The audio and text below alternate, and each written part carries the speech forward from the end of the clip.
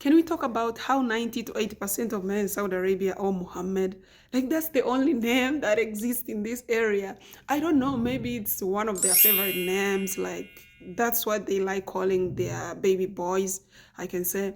But one thing that shocked me when I arrived in Saudi Arabia, like my first day at work, I had these co-workers, so I would introduce myself like, "Hi, I'm Regina, a new nurse from Tanzania." They're like, "Oh, welcome." And I'm like, "So what's your name?"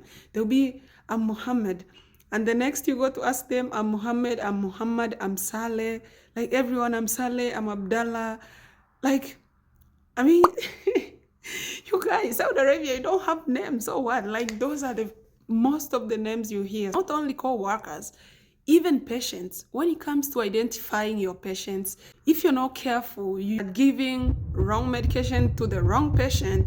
That's why we are told first international safety goal is to identify the patient correctly, because the moment you identify the patient wrongly, that thing will, even if you did something right, even if you did the procedure right, it doesn't matter if you are doing it to the wrong patient. So identify your patient correctly. Now, when it comes to Saudi Arabia, this can be a little bit tricky. This is when you need to put this thing at the back of your mind, because you're not going to identify the patient by their physical features, their facial features.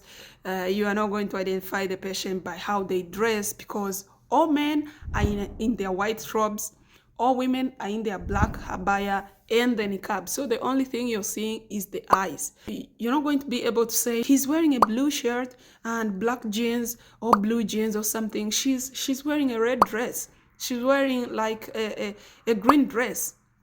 You don't do that thing here. And sometimes I sit down and ask my colleagues, like, how do the police identify criminals in this area? Maybe if I'm not that criminal, I don't know, but maybe if you were in a different country, a police saying maybe this guy was wearing a red shirt, blue jeans, 6 feet, and a beard, something like that. But here, what are you gonna say? Like, people have the same features. They all have a beard.